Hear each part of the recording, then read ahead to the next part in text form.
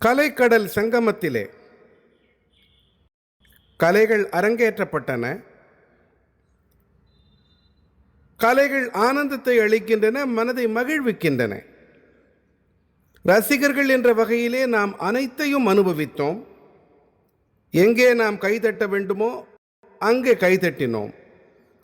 நாம் கவனிக்க ஒருவேளை தவறு இருந்தாலும் கூட பாராட்டுங்கள் என்று நமக்கு உணர்த்தப்பட்டது. அப்படியும் கூட நாம் செய்தோம். இயல்பாக இப்போது 22ஆம் தேதி என்று ராம்லலா அயோத்தியிலே வந்த பிறகு இதன் விளைவாக எப்போதெல்லாம் சந்தர்ப்பம் வாய்க்கின்றதோ அப்போதெல்லாம் ஜெய் ஸ்ரீராம் கோஷம் எழுகிறது. 4 நாட்களில் என்னவெல்லாம் நடந்தன அது பற்றி விரிவாக நாம் கேள்விப்பட்டிருக்கிறோம். மிகவும் உற்சாகமாக இருந்தது, ஆனந்தமாக இருந்தது, மிகவும் உற்சாகம் இருந்தது. அருமையான விஷயம். நிறைவு விழாவின் ஒரு பகுதியாக என்றால் உத்வேகத்தை தங்களுடைய இதயத்திலே பாதுகாப்பாய் வைத்து உள்ளதை உரைக்க வேண்டியிருந்தது. கைதட்ட வேண்டும் என்பதற்காக நான் கூறவில்லை, நீங்கள் கைதட்டவும் வேண்டாம். இப்போது மன அமைதியோடு கேளுங்கள்.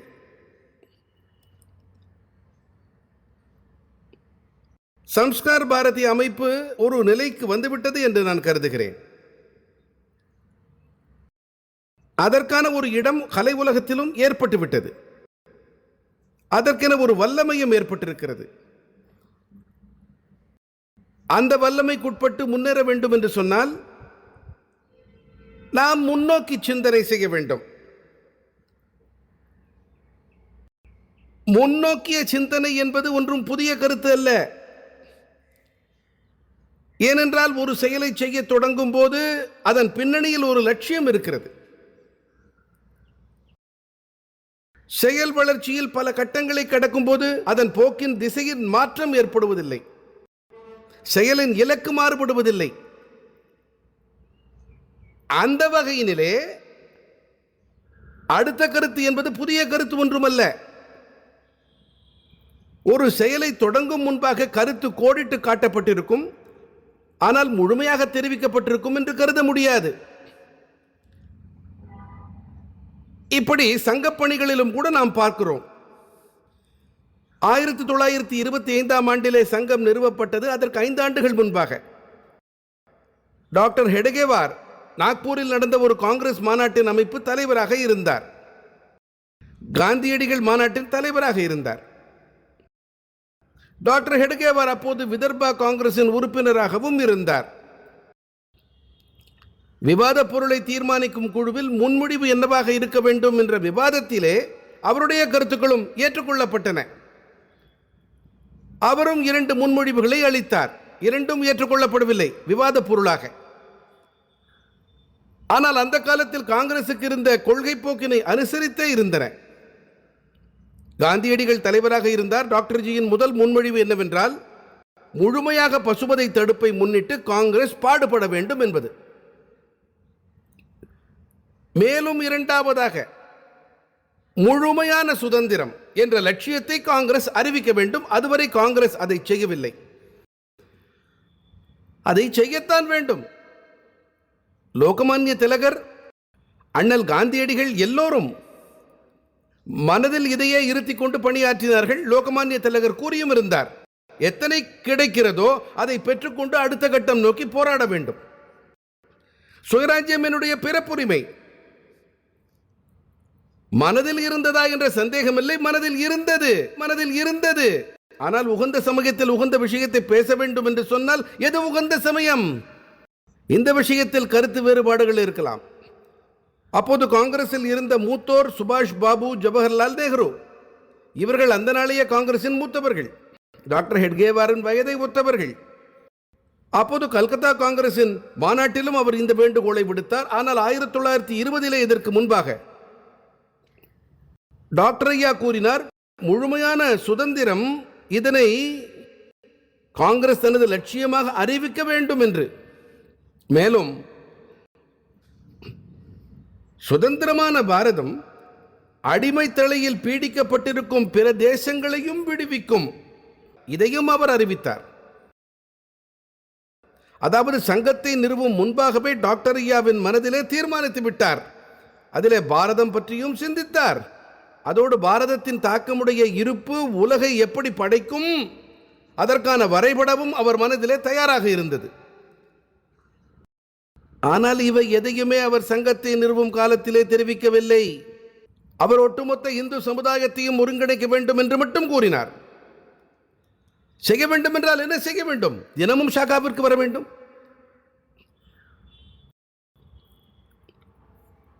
மோரப்பன் பிங்களே நம்முடைய மூத்த காரியகர்த்தர், ராம் ஜென்மபூமி இயக்கத்தினுடைய வழிகாட்டி அவர் ஒரு முறை பௌத்திக்கின் போது வெகு காலம் கழித்து கூறினார், அதாவது ஷாக்கா செல்லும் போது தெரிய வந்திருந்தால் இதையெல்லாம் செய்ய வேண்டும் என்று, அப்போது ஒருவேளை நாங்கள் ஷாக்கா போவதையே கூட நிறுத்தி இருப்போம் என்றார்.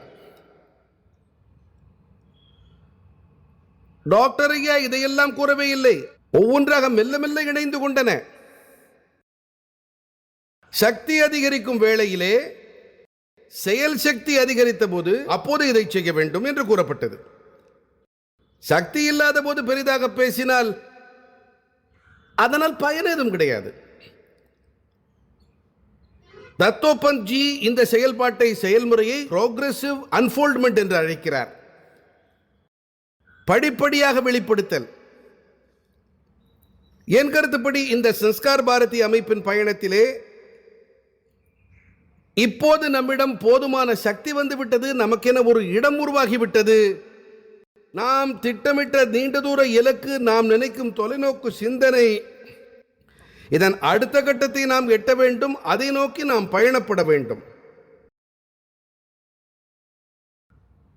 சம்ஸ்கார் பாரதி கலைத்துறையினிலே மிக முதன்மையான அமைப்பாக ஆவது உறுதி. ஏனென்றால் நாம் எப்போதும் விரிவாக்கம் பற்றியே பேசுகிறோம். மேலும் ஆதாரபூர்வமாக கலை கலாச்சாரத்தை ஊடகங்களாக கருதி நாட்டு நலனிலே ஒட்டுமொத்த சமுதாயத்தையும் ஒருங்கிணைக்க நாம் பணியாற்றி வருகின்றோம்.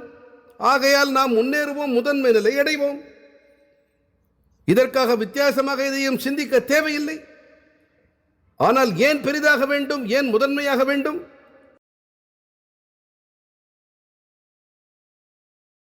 ஏனென்றால் நாம் அனைவரும் பாரதிய கலை உலகிலே பாரதிய கலை ஆய்வினை நிறுவ வேண்டும். நாம் கலைஞர்கள், நமது கலையினை வெளிப்படுத்துகிறோம். மற்ற கலைஞர்களின் வெளிப்பாட்டினை பார்க்கிறோம். ரசிகத்தன்மையோடு அணுகுகிறோம். நம்முடைய கலையை மிகச் சிறப்பாக அளிக்கின்றோம். வெறும் கலை பற்றி மட்டும் என்றால் இதோடு போய்விடும். ஆனால் இதற்காக ஒருங்கிணைக்க வேண்டாம். நமது கலையின் சாதனை எத்தனை சிறப்பானதோ அந்த அளவுக்கு சிறப்பிடம் கிடைத்துவிடும். ஆனால் கலை நற்பண்புகளை ஏற்படுத்தவே படைக்கப்பட்டது. சமூகத்தில் நல்லிணக்கத்தை ஏற்படுத்த உருவானது. எப்படிப்பட்ட சமூகம் என்று சொன்னால், ஒட்டுமொத்த உலகத்தையுமே ஸ்வம் ஸ்வம் சரித்திரம் சிக்சரன் பிருத்திவ்யாம் சர்வமானவகா, நம்முடைய நற்பண்புகளை எடுத்துக்காட்டாக்கி அதை வாழ்க்கை பாடமாக்க வேண்டும். அப்படிப்பட்ட மனித சமூகத்தை நம்முடைய தேசத்திலே உருவாக்கி அளிக்க பணியாற்ற வேண்டும் என்று சொன்னால்,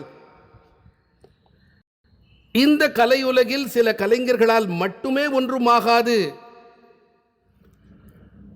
அனைத்து கலையுலகத்தின் பணியும் இது. அனைத்து கலையுலகும் இந்த நோக்கோடு பயணிக்க வேண்டும். இன்று இந்த நிலை இல்லை. கலையின் பங்கு பணி என்னவென்றால், சமூக வாழ்க்கையிலே இந்த உணர்வோடு கலைஞர்கள் கலை சாதனையை செய்ய வேண்டும். நாம் என்னவோ செய்கிறோம். சம்ஸ்கார் பாரதியோடு தொடர்பு இருக்கிறது. அவர்கள் கருத்து அளித்தார்கள். நம்மோடு தொடர்பில் இல்லை என்றாலும் அதே எண்ணப்பாடு கொண்ட பல கலைஞர்களும் இருக்கிறார்கள். ஆனால் கலைஞர்களின் ஒரு மிகப்பெரிய எண்ணிக்கையினர் மெய்யான சாதனை என்னவோ செய்கிறார்கள். ஆனால் இது வெறும் தனிப்பட்ட பயிற்சி அல்ல. நம் நாட்டிலே ஒவ்வொரு பயிற்சியும் அவை அவரவர் செயல்களின் மாலை இறைவனுக்கு அர்ப்பணம் செய்யவே பயனாகிறது. இறைவனை எவ்வாறு வழிபடுவது? தங்களுடைய நற்கர்மங்கள் என்ற மலர் மாலையை ஏற்படுத்தி அதை இறைவனுக்கு அர்ப்பணம் செய்வது. மேலும் இறைவன் துரும்பிலும் இருப்பவன், விசாலமான விண்ணிலும் இருப்பவன், எங்கும் நீக்கமர நிறைந்தவன், அனைத்தும் இறைவனே. இதைத்தான் மிகச் சிறந்த பாடகர்களும் கூட தங்கள் கலையை வெளிப்படுத்திய பிறகு கேட்க வந்தவர்களை விழுந்து வணங்குகின்றார்கள். உள்ளபடியே அவர்களுடைய பாடலை கேட்க வந்தவர்கள் அவர்களை இறையாக பார்க்கிறார்கள். ஆனால் அந்த இறைவன் கேட்க வந்த ரசிகர்களை இறைவர்களாக பார்க்கிறார். நம்முடைய சமூகம் வழிபடக்கூடியது. இந்த சமூகத்திலே கலை உலகம் தனது பங்கு பணியை ஆற்றினால் அனைத்து கலைஞர்களும் இதை தெரிந்து கொள்ள வேண்டும், இதை புரிந்து கொண்டு தங்களுடைய பயிற்சியை மேற்கொள்ள வேண்டும். ஆக கலை பற்றிய விளக்கம் பாரதியம் பற்றிய விளக்கமாகிவிடும். அப்படி ஒரு நிலை இன்று இல்லை. பாரதிய கலையின் சாராம்சம் என்ன? சத்தியம், சிவம், சுந்தரம். அவர் வாய்வை வழி நடக்கிறார். சத்தியத்தை அவர் மறைப்பதில்லை, ஒளித்து மறைத்து எல்லாம் அவர் பேசுவதில்லை. உள்ளதை உள்ளபடி அப்படியே உரைக்கின்றார்.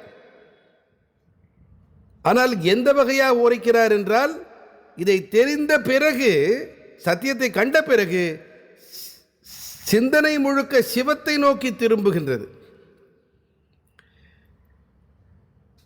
இப்போது கலையின் கண்ணோட்டம் சமூகத்தின் பால் இல்லை என்பதால் சில பொருளற்ற விவாதங்களில் சிக்கிக் கொள்ளுகின்றது.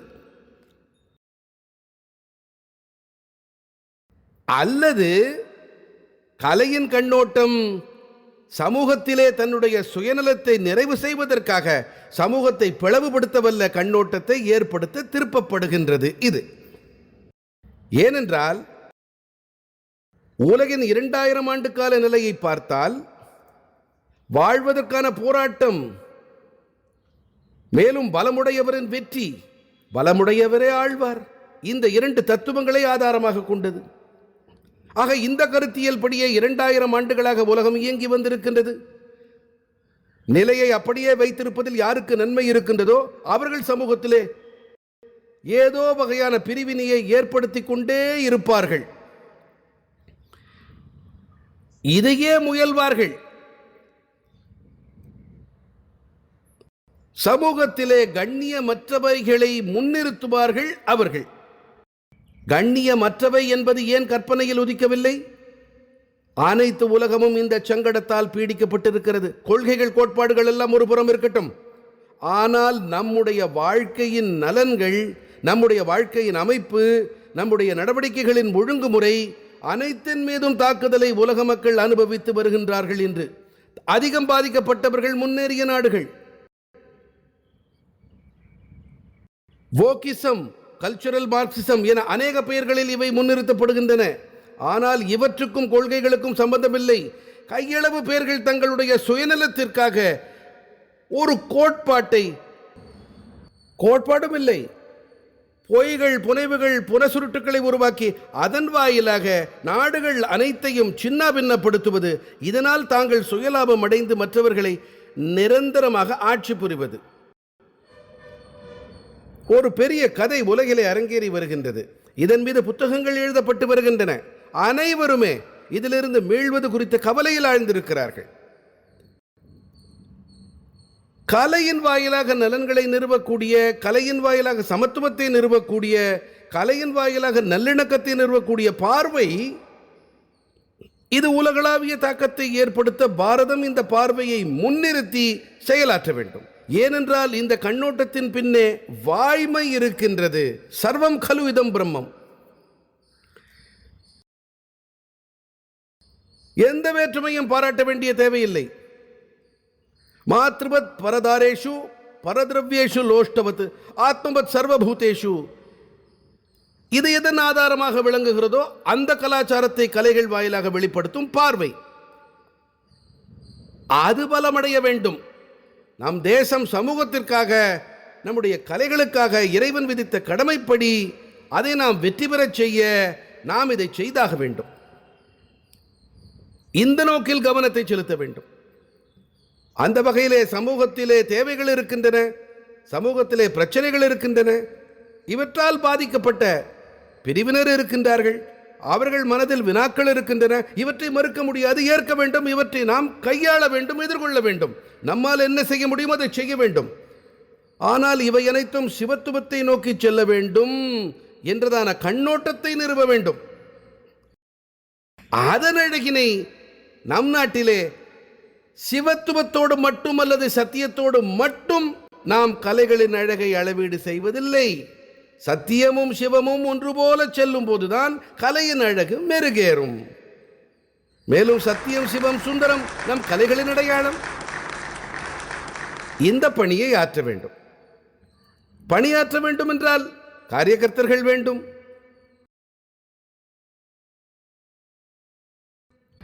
அதிஷ்டானம் ததா கர்த்தா கரணம் ச பிருதக்விதம் விவிதாச்ச பிருதக் சேஷ்டா தெய்வம் சைவாத்ர பஞ்சமம். தெய்வம் இருக்கிறது, அது சரியான காலத்தில் தான் வெளிப்படுகின்றது. ஆலயத்திற்கான போராட்டம் 500 ஆண்டுகளுக்கும் மேலாக நடந்தது. ஆனால் ஆலயம் இப்போதுதான் உருவானது. ஆனால் தியாகமும் உழைப்பு குறைவாக செய்தார்கள் என்பது பொருள் அல்ல. அனைவரும் அனைத்தையும் செய்தார்கள். எந்த அளவுக்கு முடியுமோ அந்த அளவு செய்தார்கள். உயிர் தியாகங்களையும் புரிந்தார்கள். ஆனால் 100 குடம் தண்ணீரை ஊற்றினாலும் பருவம் வரும்போதுதான் மரம் பழம் தரும். ஆனால் மேலும் 5வதாக ஒன்று உண்டு, தெய்வத்தோடு கூட. அதாவது தெய்வத்தோடு கூட மேலும் ஒன்று 5. அதற்கு முன்பாக 4ஐயும் நிறைவேற்ற வேண்டும். இதில் ஒரு கோட்பாடு அடிப்படை உள்ளது. பயணத்தில் நாம் கொள்ள வேண்டிய கண்ணோட்டம். அடுத்ததாக செயலாற்றும் முறை. 3வதாக அந்த செயல்முறையை வெற்றியடைய செய்வதற்கு அநேக வகையான முயற்சிகளின் தேவை இருக்கிறது. ஆனால் இவை அனைத்தையும் செய்பவரே காரியகர்த்தர், அவரே கர்த்தா. எலிகளின் நாடாளுமன்றம் திடீரென கூடியது, கூட்டப்பட்டது. ஏன்? பூனை என்ற ஒரு விலங்கு உள்ளது, அது நம்மை வேட்டையாடி கொள்கிறது. அப்போது வேறு எதுவும் இருக்கவில்லை, எலிகள் மட்டுமே இருந்தன. எலிகள் காரணமாக உலகம் பீடிக்கப்பட்டது. ஆகையால் பிரம்மன் பூனையை படைத்து அனுப்பி வைத்தார். பூனையும் சீறி பாய்ந்தது. அடுத்தது என்ன? ஏகப்பட்ட எலிகள். இதுவோ பூனை. இதற்கு தினமும் தீபாவளி, பொங்கல் தான். ஒரு கையால் ஒரு வீச்சு. 4-5 எலிகள் பிடிக்குள் வந்தன, கொன்று தின்றது. எலிகளுக்கோ பிராண சங்கடம். ஆகையால் நாடாளுமன்றம் கூட்டப்பட்டது. அனைத்து விதமான எலிகளும் கூடின. பெரிய பெரிய உரைகள் ஆற்றப்பட்டன. அந்த கலந்தாய்வு முடிவில் ஒரு தீர்மானம் மேற்கொண்டன. பூனையின் கழுத்திலே ஒரு மணியை கட்டுவது என்று. முன்மொழிவு நிறைவேறியது ஓர்மனதாக. அவையில் இருந்தோருக்கு எல்லாம் ஒரே ஆனந்தம்தான். பிரச்சனைக்கு முடிவு கட்டியாகிவிட்டது. வழியை கண்டுபிடித்தாயிற்று. கிளம்ப தொடங்கின. அப்போது வெளியேறும் வாயிலிருந்து ஒரு வயதான எலி வெளிப்பட்டது. கைகளை அகல விரித்து அந்த வயதான எலி அனைவரையும் நிறுத்தியது. நல்ல வேலையை நீங்கள் செய்திருக்கிறீர்கள் என்றது. இது சரித்திரத்தில் பொன்னெழுத்துக்களில் பொறிக்கப்படும் என்றது.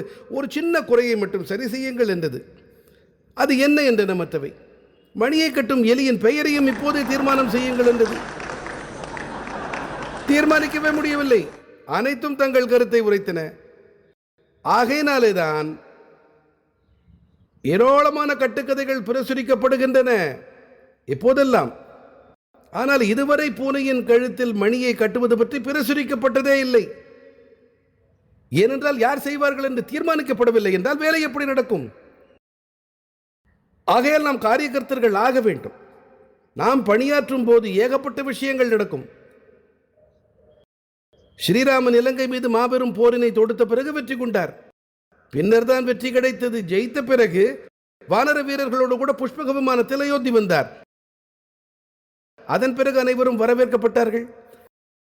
அவரவருக்கு ஏற்ற வகையிலே வெகுமதிகளை வழங்கினார். பலவிதமான கௌரவங்கள். எத்தனை பெரிய திருவிழா அது! அனைவருக்கும் ஆனந்தம். ஒருபுறம் வெற்றியின் ஆனந்தம், மறுபுறம் திருவிழா கோலாகலம். அனைவரும் அதில் லயித்தார்கள். ஆனால் அனுமனோ எங்கும் காணப்படவில்லை. அனுமன் எங்குமே தென்படவில்லை. பிராட்டி அவரை தேடினார், வரப்பணித்தார். அனுமனுக்கு ஒன்று தர வேண்டும் என்று அவருக்கு தன் மாலையை அளித்தார். அனுமனோ அதில் இருக்கும் ஒவ்வொரு முத்தையும் உடைத்து பார்க்க ஆரம்பித்தார்.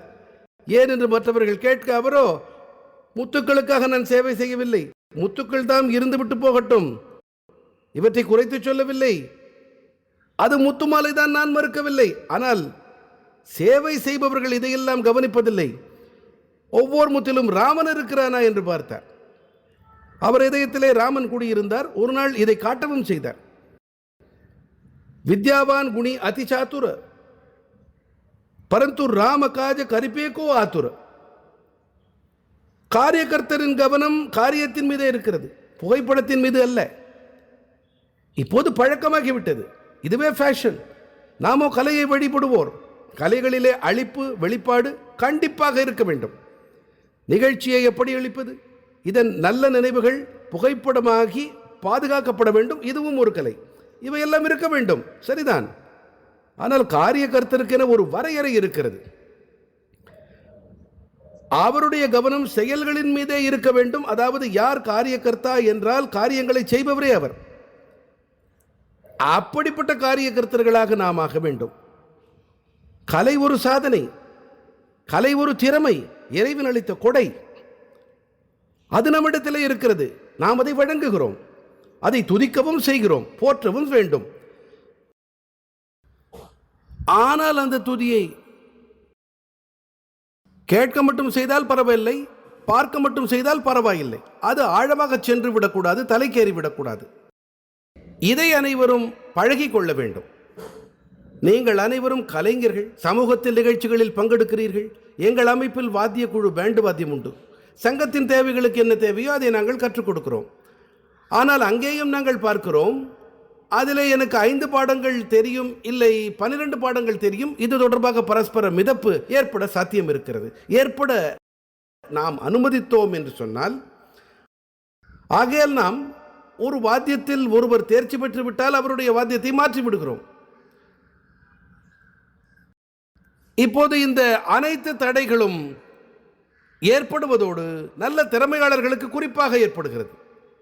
ஆகையால் நான் உங்களிடம் கூறுகிறேன், அனைத்து மனிதர்களும் இதன் காரணமாக இந்த அகங்காரத்தால் பீடிக்கப்பட்டாலும் கூட, இந்த அகங்காரம் அனைவரையும் விட்டுவிட்டாலும் திறமையாளர்களை பிடித்துக் கொள்ளுகிறது. காரியகர்த்தர்கள் இதை விட்டு விலகி கர்மமே கண்ணாக இருக்க வேண்டும். விடுபட்டவர்களாக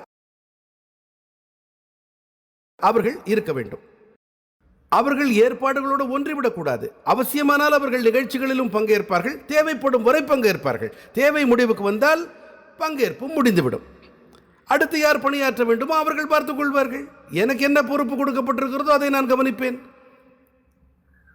இதைத்தான் நாம் தொடர்ந்து பழக வேண்டும். நான் என்னுடையது என்று கிடையாது. சம்ஸ்கார் பாரதி என்ன தீர்மானிக்கிறதோ அதுதான். இடம், பெயர், புகழ் என்ற எந்த எதிர்பார்ப்பும் இல்லை. சங்கத்திற்காக இடம், பெயர், புகழை ஏற்க வேண்டும் என்றால் அதையும் ஏற்பேன் நான். ஆனால் அதிலிருந்து விலகி இருப்பேன். நான் விலகி இருப்பேன். அமைப்பு என்னை அமர வைக்கும் இடத்தில் ஒன்றை செய்ய வேண்டும் என்றால் அங்கு இருப்பதும் அவசியமானது என்றால், மேலும் அதை பொறுத்துக் கொள்வது அவசியமானது என்றால் அதை நான் பொறுத்துக் கொள்வேன். ஆனால் அது என்னுடையதில்லை. எனக்கு அந்த முத்து தேவையில்லை. எனக்கு ராமனிடம் தான் வேலை. அப்படிப்பட்ட மனிதர் ஒருவர் இருந்தால் அவர்தான் காரியகர்த்தர் என்போம். மேலும் செயல்களில் தடைகள் ஏற்படுகின்றன. நான் செய்யும் அனைத்து செயல்களிலும் வெற்றியே கிடைக்குமா? அப்படி ஒன்றுமில்லை. ஒவ்வொரு முறையும் செயல்களை புகுந்து செய்ய வேண்டுமோ என்றால் அப்படியும் இல்லை. தன்னுடைய பராக்கிரமத்தை பற்றி பீற்றிக் கொள்ளும் விருப்பம் இருப்பவர், அவர் எங்கே நுழைய தேவையில்லையோ அங்கேயும் நுழைந்து விடுகிறார். அல்லது ஏதோ காரணத்தால் அவருக்கென்று ஒரு புகழ் பராக்கிரமம் கிடைத்து விட்டால் அவர் பணிய மாட்டார். உடைந்து விழுந்தாலும் கூட பணிய மாட்டார். இதற்கும் ஒரு வழக்கம் உண்டு, இதற்கும் ஒரு ஆதர்சம் உண்டு. அதுவும் கூட பின்பற்றக்கூடிய ஒரு விஷயம்தான். ஆனால் எப்போது என்றால் செய்யப்படும் காரியம் அவரை விட மகத்தானதாக இருக்கும் வேளையிலே. சிவாஜி மகாராஜுக்கு தோன்றியது சுயராஜ்யத்தை பெற வேண்டும் என்று சொன்னால் முதுகை காட்டி ஓடி ஒழுவது அவசியம் என்றால் அவர் கொஞ்சமும் கூச்சப்படவில்லை. சுராஜ்யத்தை பாதுகாக்க நான் உங்களுடைய சேவகன் என்று அவுரங்கசீபுக்கு கடிதம் எழுத வேண்டும் என்றால் அப்படி ஒரு கடிதத்தை எழுத அவர் கூச்சப்படவில்லை. இலக்கு சிவாஜி மகாராஜுக்கு தெளிவாக இருந்தது. ஆனால் அதற்கான கொள்கை மேற்கொண்ட காரியத்திற்கு புகழ் சேர்க்கும் திசையில் கொண்டு செல்வது. என்னுடைய சொந்த புகழ் அதனால் அதிகமாகுமோ குறையுமா, அதை பற்றி அவர் சிந்திக்கவே இல்லை. ஆகையால் இந்த காரணத்தால் அப்சல் கான் என்ற ஒரு சங்கடம் அவருக்கு ஏற்பட்ட போது அப்போது புத்தி கூர்மையோடு புரிந்து கொண்டார், களத்தில் அவரோடு மோதுவது சாத்தியமில்லை, எல்லாம் நாசமாகிவிடும் என்று, சுராஜ்யம் மண்ணோடு மண்ணாகிவிடும் என்று. ஆகையால் அவர் அவனை சமவெளியிலிருந்து வெளிப்படுத்தி மலை காடுகளில் வரவழைத்தார், முழுமையாக அழித்தார். இதற்குள்ளாக பெரும் அவப்பெயர் ஏற்பட்டு விட்டது. மக்கள் பலவாறாக பேசினார்கள், அவரும் பொறுத்துக் கொண்டார். ஏனென்றால் தூற்றுதலோ போற்றுதலோ இவற்றோடு எனக்கு என்ன சம்பந்தம்?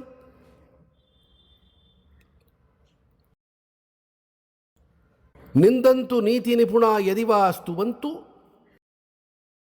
ஸ்மிஹி சமாவிஷது கச்சதி வா யதேஷ்டம் அத்யைவ வா மரணமஸ்து யுகாந்தரே வா நியாயா பத பிரவிச்சலந்தி பதம் ந தீராக. சத்தியம் நியாயத்துக்குட்பட்டு எந்த பாதையை ஏற்றிருக்கிறோமோ அந்த பாதையை விட்டுவிட்டு நாம் சற்றும் விலகி சென்று விடக்கூடாது. இதை மட்டுமே கவனத்தில் எடுத்துக் கொள்ளுகிறார்கள். போற்றுதல் தூற்றுதல் செல்வம் மீட்டுதல் கௌரவிக்கப்படுதல் இல்லை என்றாலும் கூட, கேடே விளைந்தாலும் பயணிக்கும் போது மரணம் ஏற்பட்டாலும் மரணத்தையொத்த வாழ்க்கை வாழ நேர்ந்தாலும், ஆனால் இவ்வாறு நடந்தால் நாம் நம்முடைய கொண்ட பாதையிலேயே செல்வோம். சமநிலை பொறுமை வேண்டும், உற்சாகமும் வேண்டும். உற்சாகம் இல்லாமல் பணியாற்ற முடியாது. ஆனால் உற்சாகத்திற்கும் ஒரு தேவையுண்டு. காரியம் உன்னதமாக இருக்க வேண்டும், இதுதான் உற்சாகத்திற்கான தேவை. இல்லை என்றால் காத்திருக்க வேண்டியிருக்கும். இதன் பிறகும் கூட வெற்றி தோல்விகள் பாதிக்காமல் இருக்க வேண்டும். எல்லா செயல்களும் வெற்றியிலேயே முடிவடைவதில்லை, தொடர்ந்து பணியாற்றி வர வேண்டும். ஆகையால் முழுமையாக முயற்சிகளில் கசடில்லாமல் ஈடுபட்டால் காரியம் நமது கைகளில், பலன் இறைவன் கைகளில். இப்படி செல்ல வேண்டும். லோகமான்ய திலகர் மாண்டலே சிறையில் 6 ஆண்டுகள் கழித்தார். திரும்பி வந்து பார்த்தால் எத்தனை விழிப்புணர்வை ஏற்படுத்தி இருந்தாரோ அத்தனையும் நீர்த்து போயிருந்தன. யாருமே கூட இல்லை. அடுத்த நாளே கேசரியில் அவர் கட்டுரை எழுதினார், புனச்ச ஹரி ஓம். எனது இப்படி ஆகிவிட்டதே என்று அவர் சோர்ந்து போய்விடவில்லை. இதுதான் பாதை, இப்படித்தான் செய்ய வேண்டும், அப்படியே செய்ய வேண்டும் என்று ஆரம்பத்திலிருந்து தொடங்கினார். அவர் அப்படியே செய்தார். காரியகர்த்தர்களும் கூட தங்கள் நோக்கத்திற்காக சாதனையில் ஈடுபட வேண்டும். ஒவ்வொரு கணமும் இதை கவனத்தில் கொண்டு நமது நடவடிக்கைகளில் நாம் ஈடுபட வேண்டும். நமது செயல்பாடுகளின் அடிப்படையிலே நமது அமைப்பின் சக பயணிகளையும், நமது நடவடிக்கைகள் நட்பின் மூலமாக அவர்களையும் நம்மை போல மாற்றியமைக்க வேண்டும். அமைப்பினுடைய மெய்யான வலிமை எண்ணிக்கையில் அல்ல, அதன் மற்ற குணங்களும் கூட அல்ல. அடிப்படையில் 3 விஷயங்கள் தான். கொள்கை பிடிப்பு. கொள்கை என்பதே பிரதானம், எனக்காக இல்லை. அதே போலத்தான் ஒழுங்குமுறையும். என்னதான் சிறப்பாக நான் செயல்பட்டாலும், அணியில் இருந்தாலும், ஒவ்வொரு முறையும் நானே வருவேன் என்பதல்ல. கேப்டன் யார் என்ன செய்வார்கள் என்று கூறுவதுபடியே நடக்கும். நான் ஒழுங்குமுறைப்படி நடப்பேன். எனக்கு என்ன கூறப்படுகிறதோ அதை ஏற்று நடப்பேன். ஆனால் இந்த ஒழுங்குமுறை எப்படிப்பட்டது? இது திணிக்கப்பட்டது இல்லை. ஏனென்றால் கொள்கை பிடிப்பு கூட தீவிர போக்கை ஏற்படுத்துகிறது, ஒழுங்குமுறை கூட தீவிர போக்கை ஏற்படுத்துகிறது. ஆனால் பொறுத்து கொள்ள வேண்டி இருக்கிறது. ஆனால் ஏன் புன்முறுவலோடு ஏற்கிறார்கள் என்றால் ஆத்மார்த்தமான ஒரு இணக்கம் ஏற்படுகிறது. இதை அனைவரும் செய்கிறார்கள். அன்போடு நமது தொடர்புகள் ஆத்மார்த்தமாக இருக்கட்டும். பரஸ்பர அன்போடு ஒருவரோடு ஒருவர் பழகலாம். ஒருவரை ஒருவர் முன்னேற்ற செயல்களை ஆற்றுவோம். நாம் காழ்ப்பு, எரிச்சல், பொறாமை ஏதும் இல்லாமல் இருப்போம். இப்படியாக பழகுவோம். இதற்கு முக்கியமானது ஒரு குரல் தேவை. இதற்கான மனம், வாக்கு வேண்டும். அதன் அடிப்படையிலே நமது செயல்களுக்கு தேவையான ஒழுங்குமுறையை நாமும் பின்பற்றி மற்றவர்களையும் பின்பற்றச் செய்வோம். நமது கொள்கைகளை முன்னிறுத்தி முன்னேறி செல்வோம். இதுதான் நமது பலம். இந்த பலத்தின் துணையோடு நாம் பயணித்தால் வேறு யாரையும் சார்ந்திருக்க வேண்டியதில்லை. நாம் கவலையே இல்லாமல் பயணிக்கலாம். யாருடைய தயவையும் நாட தேவையில்லை. இந்த வகையிலே நாம் பயணிக்க வேண்டும். அப்போதுதான் நமது இலக்கை அடைய முடியும். நாம் இந்த பலத்தை அடையும் நிலையை எட்டிக் கொண்டிருக்கின்றோம். இப்போது இதற்கான முயற்சிகளை நீங்கள் மேற்கொள்ள வேண்டும். இதற்கான தகுதியை வளர்த்துக் கொள்ள வேண்டும். இதன் அடிப்படையிலே நமது சமூகத்திலே இருக்கும் பல வகையான கலைஞர்களை அவர்களை இணைக்க வேண்டும். சமூகத்திலே பல வகையான பிரச்சனைகள் இருக்கின்றன. கலை வாயிலாக அவற்றுக்கு சரியான தீர்வு காணப்பட வேண்டும். மேலும் சமூக கண்ணோட்டம் மாற வேண்டும். அனைவருக்கும் இடம் கிடைக்க வேண்டும்.